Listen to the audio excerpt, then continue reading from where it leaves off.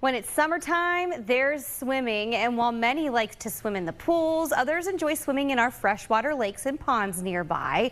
But our recent rain and the intense heat create the potential for harmful bacteria to grow in the fresh water. Dr. Therese Lennon from Akron Children's Hospital joins us now with helpful tips for families that they can protect themselves with. Thank you for being here.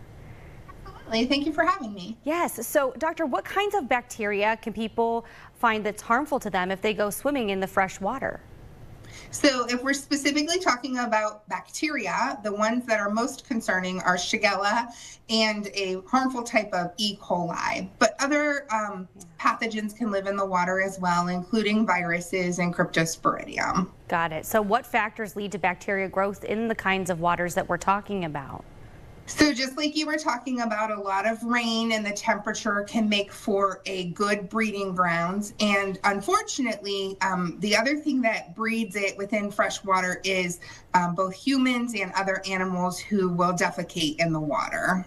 Is there any way that you can tell a pond or a lake may not be safe to swim in due to bacterial growth? Or, I mean, is it possible you can just look at the water and know that?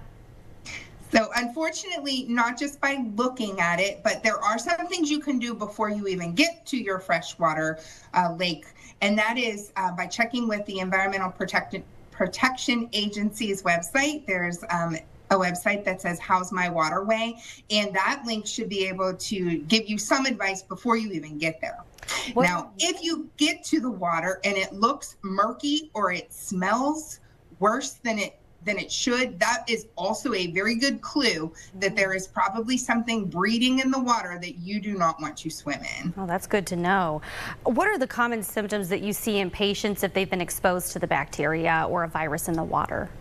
For sure. So most of what we see is gastrointestinal. So we'll see diarrhea, we'll see some vomiting. In kids, they often have fever. Sometimes the bacteria in the water can lead to skin infections as well. So you'll notice some bizarre rashes that can occur. And can that happen if you're swimming in a regular swimming pool too, where they've got the chemicals and they're treating the water? So it can happen anywhere, but far less likely to happen in a treated pool, of course. Okay, is there ever a time where you should question a pool?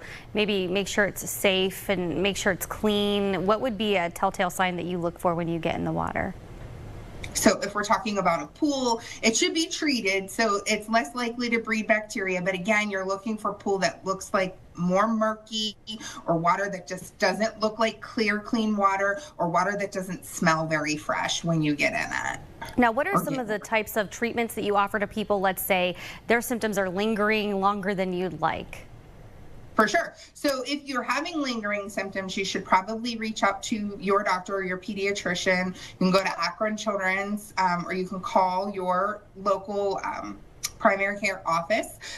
But depending on what type of bacteria it is and how it's affecting you or your child may need to be treated with fluids and or antibiotics. Other ways to prevent infection when we're talking about swimming in water is to make sure you don't, or you or your child does not have any open cuts, because those are great breeding grounds for infection.